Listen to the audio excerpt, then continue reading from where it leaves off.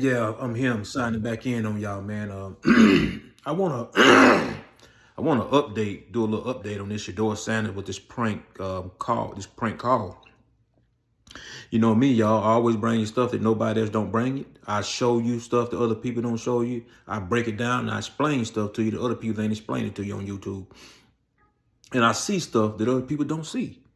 And right now, I see a lot of thousand videos out there talking about Shedeur Sanders and the prank call. But something I see that I ain't heard nobody talk about. Now, they say this guy, son, got the this a defensive coordinator for the Falcons. His son got Shedeur number out of his iPad or whatever and did this thing. Have anybody ever given it any thought? Have everybody's talking, everybody's doing videos. Have anybody ever gave it just a little thought that something is fishy here? And what I mean by something is fishy here, what is the defensive coordinator for the Falcons doing with Shedeur number? Let me wind that back. What is the defensive coordinator for the Falcons doing with Shedeur number? Now, I thought the GM of every team is the one that has the guy's number. You turn in your phone number to the GM of every team. Okay, what is the defensive coordinator doing with Shedeur number? Shedeur's not a defensive player. He's a quarterback. He's an offensive player. So why is a defensive coordinator doing with Shedeur number? For his son to get it in the first place. So that's how I'm saying. Something else going on with this. Something else going on with this, man. And like I say, they'll pay somebody to do, if you got enough money, you can pay somebody to do something and take a fall for it. And another thing, they talking about, oh, yeah, the Falcon gonna be fined, and the defensive coordinator, he fined $100,000, the Falcon fined $250,000. How do we know that? How do we know that's true? How do we know that they got fined this year? You can tell us anything. Nobody ain't got no way to search it and find out, did that really happen? You can tell us anything. But it's going to show you how your little racist bastard, I ain't like the Falcon.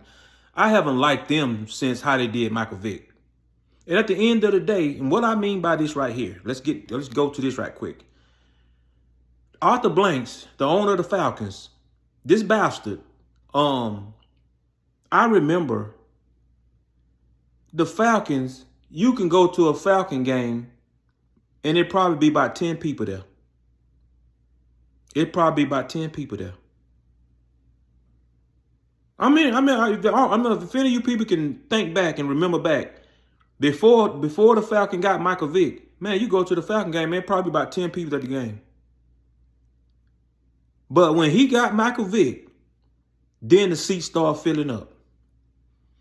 That's how you made the money to get the teams that you have gotten in the future. That's how you got the money to get the team that you had. Michael Vick got you that money to build a team. Otherwise, you probably finna go bankrupt. Now, when Michael Vick get in trouble, you totally disown him. Oh, you can't give him no second chance. Oh, you're not a second chance man. You're not a second chance man. Even though what we all do, we want God to give us a second chance, in which he does a lot of times. God give us a second chance, so why you can't give somebody else a second chance? But anyway, so let's fast forward. Okay, Michael Vick made one mistake. Oh, you got rid of him. Now, how about this defensive coordinator that's supposed to make this mistake? I haven't heard nothing about you firing him. I don't hear nothing about you getting rid of him. You ain't doing that either because he's white. So you a racist bastard. Like I said, all of them NFL owners is racist, man. They slave masters. Trust me, man. Y'all don't know this. All them NFL owners are slave drivers. They look at you as slaves. They do not like black people. All they doing is using black people to make them money. As you notice, they ain't never coming talking to the players. You don't see them, interacting with the players. But like I say, this bastard, and I'm gonna show you how sometimes things can come back to haunt you. Arthur Blank, when you was in the Super Bowl with the Patriots, at that time, Michael Vick was a free agent. You could have got him. You could have got him to be a backup to Matt Ryan. Okay, the way you guys lost that game to the Patriots is because your stupid quarterback, he stood at him scrambling for a first down. I mean, you get 3rd and 3 and you want to try to pass the ball? 3rd and 2 and you want to pass the ball? You mean tell me you can't run and get me 2 yards? Now, if you would have got Vic off the free agent list, he would gladly ran and got you 2 yards. That's all we needed to do. All you needed to do was to just get 2 yards, get a first down to keep the Patriots off the field. That's all you need to do. But you kept going out there, going 3 and out. You come up with a 3rd and 3, 3rd and 2, 3rd and 1, and you trying to pass the ball? Okay, if everybody's covered, the quarterback ain't nobody covering you. Oh, but see, he ain't finished scramble an egg. Matt Ryan ain't gonna scramble an egg. But if you would have got Michael Vick, then you would have won that Super Bowl. All you needed to do is just buy yourself a little time. Michael Vick could have bought that for you. But no, you were done with him. Oh, he lied to me. He lied to me. Who ain't lied to you before? Who you think you are? Who do you think you are that nobody can't lie to you? You ain't never lied before yourself? You mean tell me you ain't lied to nobody before? Oh, but you so rich, nobody can't lie to you. Come on, man. What do you expect somebody to do if they get in trouble? I ain't know nobody get in trouble and they didn't tell a lie first. I mean, you done got yourself in something, and the first thing to come in your mind is a lie to try to get out of it. So you should expect the first lie. But yeah. I just want to revisit this thing. But anyway, that's a question that I have. And like I say, they say, oh, the Falcon got fined and this and that and that. How do we really know that? How do we know that they really got fined? They can tell us anything. But how do we know this? How do we know this? And the second thing is, what is a defensive coordinator doing with Shedeur's number? If he was to got drafted by the Falcon, the defensive coordinator wouldn't be the one calling him. It'd be the general manager. So why is the defensive coordinator doing with Shedeur's number? This is the question that I ain't heard nobody answer yet. This is the question that I ain't heard nobody even mention yet. This is something that everybody should want to know. Everybody should want to know why is a defensive coordinator doing with his number? And if he could give his number to the GM, why would the GM give it to a defensive coordinator? Shedeur ain't got nothing to do with that defensive coordinator. Shedeur ain't got nothing to do with a defensive coordinator plans or nothing. He ain't got nothing to do with you. He's on offense. So if anybody is supposed to have now, if somebody on offense would have had Shedeur's number, I kind of would have almost kind of understand that. But somebody on defense, what is he doing with Shedeur's number? I got time today. I want somebody to tell me what is the defensive coordinator doing with his number. See, that's what's strange. And this is a thing that, like I say, a lot of people, they let this stuff go and they scared to speak up. Like Dion and them, they scared to speak up. You know, he too busy trying to, be a nice guy and trying to be a good sport and all this little good stuff, Dion. You know, you're trying to be this good. Man, look here. You supposed to let people know that you pissed off about that. And like I say, you want to know, because like I say, the more you get involved with this situation, the better it'll turn out for your son. Because trust me, them dirty bastards gonna get your son in there and try to blackball him. They're gonna get your son in there and try to make him look bad. I mean, especially Cleveland Brown, that's a racist owner right there. You see that bastard, I mean, you can just tell they're racist. I mean, you people, look what they did to Odell Beckham. Odell Beckham used to get on the sideline and have a fit, have a tantrum on the sideline. Them racist bastards seen that. They made up in their mind. They couldn't stand that nigga. That nigga out of control. I can't stand that nigga. Every team he went to after that, they wouldn't throw him the ball. Now you tell me why. But you got Uncle Tom niggas that's a slave master, like Lamar Jackson, Baker Mayfield, Tua Tagovailoa,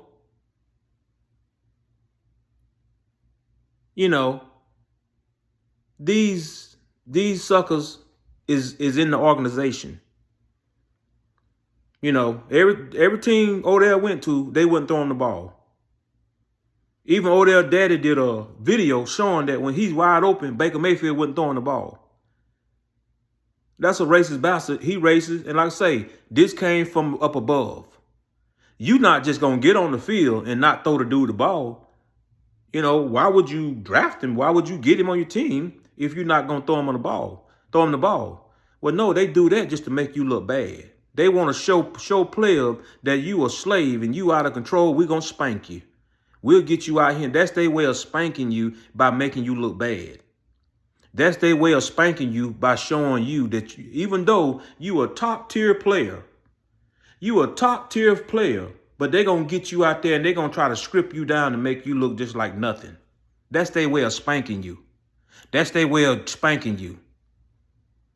Now, look at what they did to Odell. Man, he's just a regular receiver now. Once was the #1 receiver in the NFL. How you going to not throw him the ball? I know what dude can do, but you won't even throw him the ball. Lamar Jackson, a sellout. Wouldn't throw him the ball. He wide open. Lamar Jackson wouldn't even throw him the ball when he with the Ravens. Tua Tagovailoa wouldn't throw him the ball. But yeah. Them owners, them some racist bastards. And like I say, a lot of white people, they get mad when you say something about being racist. Well, at the end of the day, I don't think white people racist. It's just the super rich ones that's racist. They go into a different dimension in their mind. They have so much money till they feel like the only thing left for them to do to get some excitement is to get a nigga and make him use him to make us money. Just like the slaves did back in the slavery days. They used black folks to make them money. They sit back and use slaves to go out there and crop the fields and plow the field or whatever. They use slaves to do that. They sit back and made the money. Same difference and that's just like what Louis Farrakhan said one time. He said it's just like the slave. They take a nigga slave and they'll auction him off. Same thing they do with an NFL player. They'll put you up and auction you off. They'll trade you to another team. You have no say-so over it. At all. No matter what your contract is, if they want to auction you off, trade you to somebody else, that's what they'll do. If they want to cut you, they'll cut you, and that's what they can do. So that's totally like what Louis Farrakhan said, man. These NFL owners, they ain't nothing but slave drivers. And see, you niggas, you so stupid. You'll be rich just to be. When they letting you be rich and be a slave. That going to show what you niggas is doing. You will sell out and be a slave as long as you got some money. That's all you're doing. And at the end of the day, what do you got to show when your career is over? What do you got to show? I don't see none of you NFL players showing what you got after your career is over. Did you get a big mansion out of this? Did you get a big house out of this? What kind of business you got out of this? So definitely, if you got some kind of business, you certainly want to advertise that so people can see what you got and they come and deal with you. But I don't never see none of these NFL players showing what they got after their career is over. What do you got? Ask yourself, have y'all ever seen these NFL players show what they got after their career is over? I mean, you got a lot of them. Lawrence Taylor, Ronnie Lott, Merton Hanks, Steve Young, Jerry Rice. I don't see none. I mean, when you take the one that's probably still active, doing commercials and stuff, they might have something. But ask yourself, why are you doing? I mean, you didn't make enough money playing football that you can sit back. Why are you still doing commercials? But yeah, like I say, man, it's a whole mystery to this thing. And like I say, y'all do your homework. And somebody, hey, if you can explain to me why a defensive coordinator doing with his phone number, leave it in the comments and let me know. Because I don't see. I mean, I don't see why a defensive coordinator will have an offensive player's phone number. Nobody ain't said that yet. Nobody ain't explained that yet to me. I mean, I'm waiting to hear. You just look at all. I mean, this is going to show how people and organizations.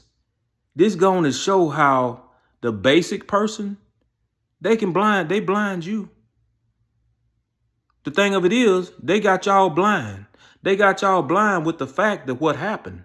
Oh, he prank called shedeur, and this and that. Oh, and they got fined in that. But ain't nobody answering this main question. Why is a defensive coordinator doing what is he doing with shedeur's phone number? Now, if he stole it from an offense, if he stole it from the GM, then he should be fired. Okay? Mr. Arthur Blank, you don't believe in giving people second chances like you wouldn't give Michael Vick now. So why you giving this dude a second chance? If you that careless to let something like that leak and get the team fined, then that shows that you're not you're not responsible. So we don't need you around. So he should have been fired. If somebody can explain to me why he got shedeur's phone number in the first place. But like I say, no one is explaining, and ain't nobody explained yet, why is a defensive coordinator, what is he doing with shedeur's phone number? I got time today. Let me know.